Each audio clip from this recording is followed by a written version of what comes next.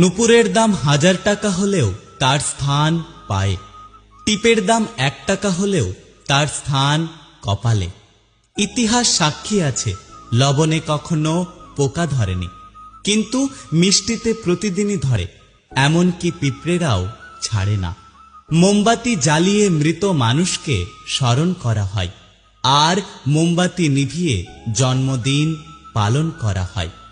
মানুষ সোজা পথে চলতে চায় না, আর বাঁকা পথে সবার আগ্রহ বেশি।